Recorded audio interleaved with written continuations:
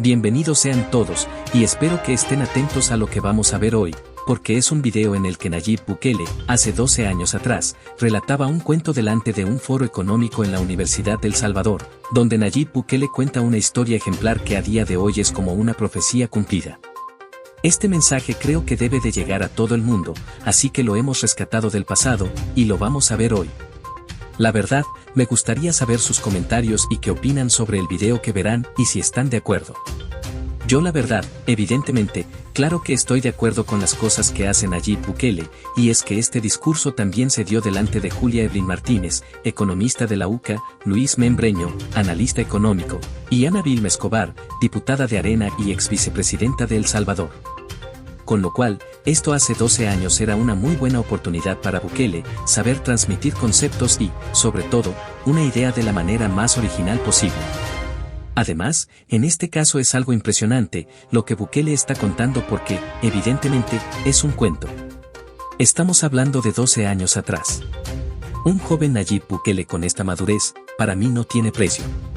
Así que, bueno, no les robo más tiempo y vamos a ver este discurso, este cuento, que cuenta porque es fantástico.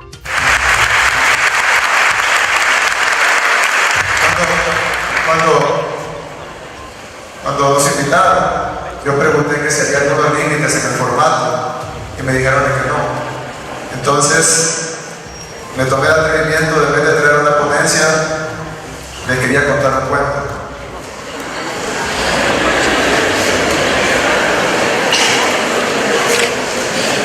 Había una vez un país pequeño en donde el 5% de la población tenía el 90% de la riqueza, en donde la mitad de la población era joven, pero no se le daba oportunidad a los jóvenes, en donde muchos niños no tenían zapatos, pero era pecado darle zapatos a los niños. Había una vez un país en donde los que tenían la riqueza no solo tenían riqueza, sino también el control de los medios, de la sociedad, de la política, de la verdad. Había una vez un país en donde había muchos que no tenían nada y pocos que tenían mucho. Un día, uno de los que no tenían nada dijo: esto no puede seguir así, tenemos que hacer algo, el pueblo debe despertar. Inmediatamente, los que tenían mucho dijeron: miren, ahí está un comunista, debemos callarlo, y si es necesario, debemos matarlo.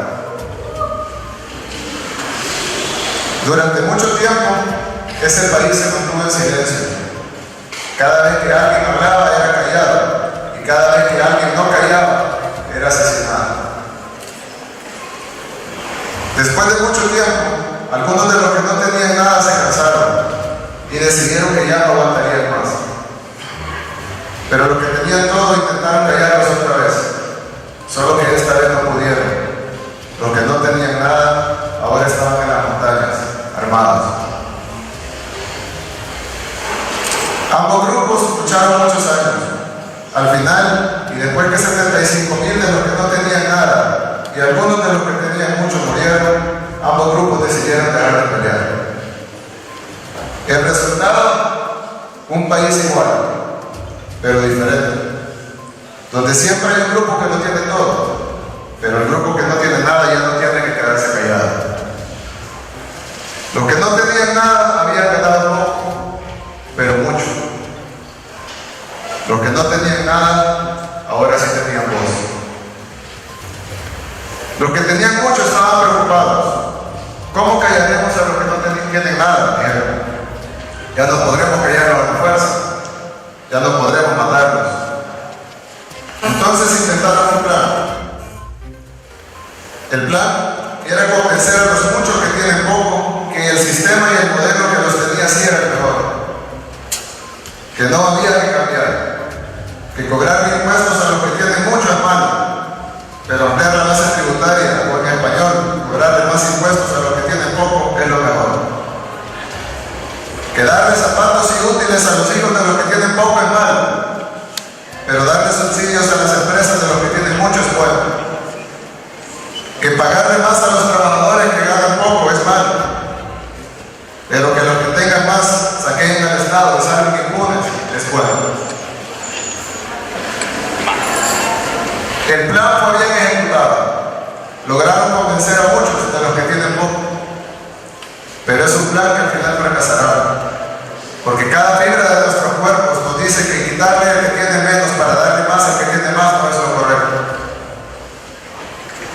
Que no es correcto que en un hospital dos enfermos tengan que dormir en la misma cama. Que no es correcto que nuestras mujeres en las maquilas solo puedan ir 2 veces al día al baño. Que no es correcto que darle un vaso de leche a un niño sea llamado despilfarro. No es correcto. Y ustedes y yo lo sabemos. Al final, la mayoría de seres humanos por naturaleza somos buenos. La mayoría de seres humanos queremos ayudar al que no tiene nada, sacar adelante al que tiene poco y darle la mano a nuestro hermano menos afortunado. Había una vez un país pequeño donde el 5% de la población aún tiene el 90% de la riqueza, pero donde el restante 95% ya no cree más en las reservas del pasado. Había una vez un pueblo que ya no se cree el cuento que hay que crecer el pastel para repartirlo después.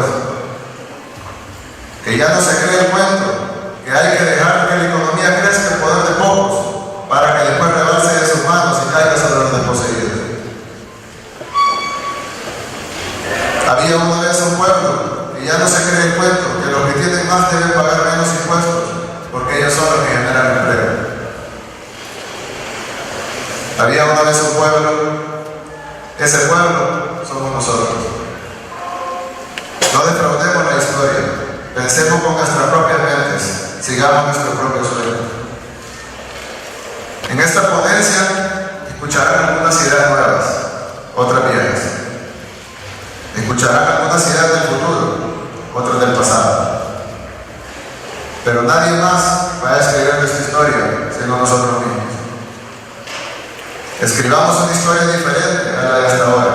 Escribamos una historia de progreso, una historia de desarrollo, una historia de igualdad. Muchas gracias.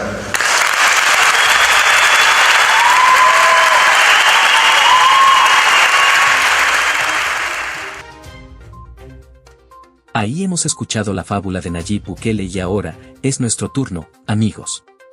¿Qué piensan acerca de lo que ha dicho? ¿Qué les parece sobre todo que Bukele, después de tantos años, es decir, cuando era más joven, tuviese esta capacidad de comunicar, de exponer la verdad con sentido común? Sin miedo. ¿Qué opinan acerca de eso? Y es que a los hechos nos vamos a remitir, porque hoy en la actualidad, en agosto de 2024, el presidente de El Salvador ha hecho algo histórico, que es volver a ser reelecto, aunque muchos dicen que ha cambiado la constitución, etcétera, etcétera. Cuando las cosas se hacen bien, Bukele tiene que seguir ahí, literal. Es como si tú de repente en tu empresa todo va genial, ¿para qué lo vas a cambiar? Si las cosas están yendo bien, pues es sentido común, y cuando el sentido común impera, las cosas salen bien. Si algún día en Nayib Bukele las cosas le empiezan a ir mal, pues seguramente él decida retirarse de la presidencia, porque es como es él. Así que nada, la familia lo ha dicho en los comentarios, les leo sobre lo que han escrito sobre el presidente Nayib Bukele.